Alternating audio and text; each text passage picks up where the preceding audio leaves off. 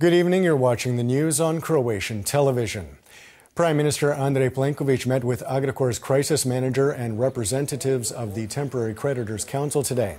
All sides said they had agreed to a draft document of the settlement agreement. We will learn our lessons from this story. We will strive to ensure that this kind of scenario does not happen again, which is especially important for all supervisory mechanisms.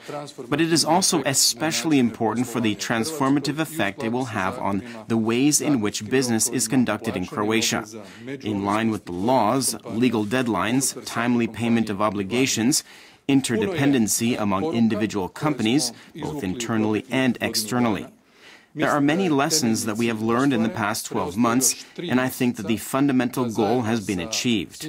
There are 3 months left for us, together with all of the interested parties, to arrive at a finalized text and for that settlement deal to be approved by the Creditors' Council. All of the members of the Temporary Creditors' Council, as well as the representatives of the Suppliers Associations and VTB Bank, have signed an agreement in principle on the key elements of the settlement deal.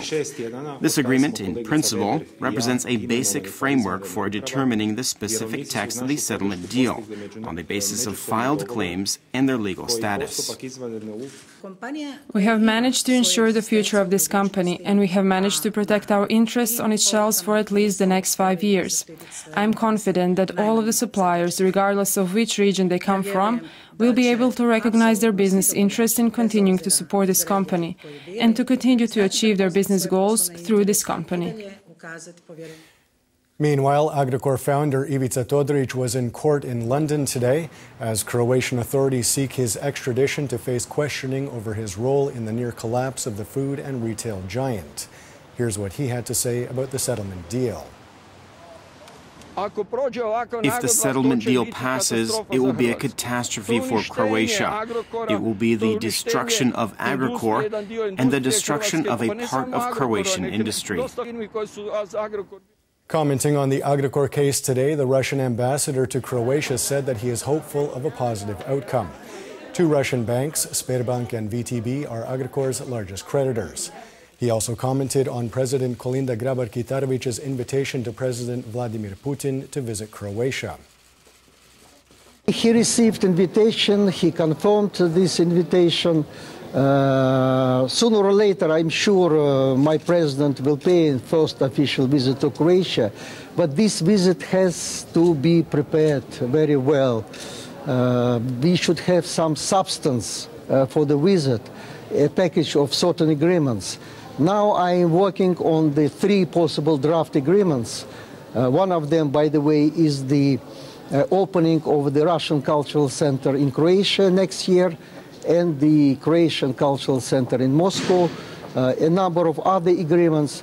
So we have to prepare this visit with a good substance. Whenever substance is ready, naturally my president will be able to visit your beautiful country. At least he has accepted the invitation, and we very much appreciate the role of your president in strengthening our bilateral cooperation. At the 56th plenary session of the Croatian Bishops' Conference in Zagreb today, Zadar Archbishop Želimir Puljic explained why the Bishops' Conference could not support the Istanbul Convention, saying that it was irreconcilable with the Christian understanding of man.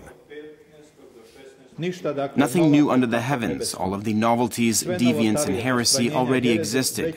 The only difference is that now they bear a different slogan. Yesterday it was positivism, liberalism, individualism, capitalism, and Marxism. And today it is genderism. For this reason, Croatian bishops cannot accept the Istanbul Convention and its interpretation. In the event that the convention is ratified by Parliament, a civil initiative comprised of some 30 associations has announced plans to push for a referendum, saying that government is clearly disregarding the will of its citizens. As far as the document itself is concerned, it contains within it, in Article 80, exactly how to withdraw from the Convention. And we also know that international agreements can be rescinded by the will of the people at a referendum, and Brexit is proof of this. In other news, President Kolinda Grabar-Kitarović received her Finnish counterpart Sauli Niinistö in Zagreb today. The two leaders discussed bilateral relations and strengthening cooperation. Bilateral relations between the two countries are truly excellent, without any unresolved issues. In question are two countries that are not big when discussing territory or population, but two countries that I feel can achieve a lot in international cooperation, especially in terms of cooperation with the European Union, and even in NATO as well, in spite of the fact that Finland is not a NATO member state, because it is a very valuable partner. Yes, we discussed about our bilateral relations. They are very good, excellent, but I fully agree with you that there's a lot of room to increase and improve. Prime Minister Andrej Plenković was in Mostar today, where he attended the opening of the 21st International Economic Forum. Prior to the opening, he met with the Croat member of Bosnia and Herzegovina's presidency, Dragan Čović. Both men expressed interest in ensuring Bosnia and Herzegovina's integration into Western institutions. We are one of those countries, and not just as the newest EU member state, that is truly interested in implementing reforms in the region, in the transfer of our knowledge, in helping, in political stability and economic development. We are also a voice on the European Council that will always advocate for further enlargement. I am convinced that what we are doing to maintain Bosnia and Herzegovina's integrity as a homeland of the Croat people here. And I think we are the key factor for the survival of Bosnia and Herzegovina in this form.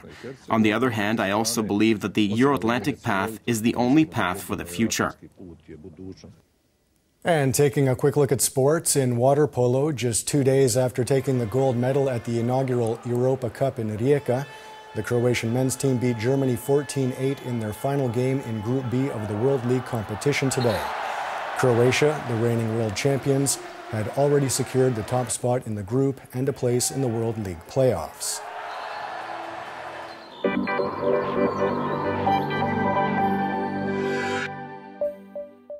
And now the forecast for tomorrow. At least partly sunny, with Dalmatia seeing the most sun.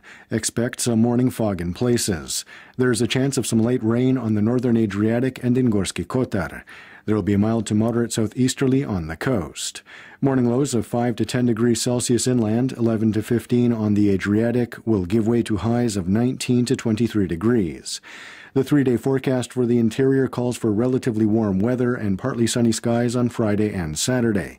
Thursday and Friday morning will see overcast skies with some rain and a chance of thunderstorms. The coast will see unstable weather on Thursday with rain and thunderstorms, starting on the northern Adriatic in the morning and spreading to the rest of the coast in the afternoon. Skies will begin to clear going into the weekend.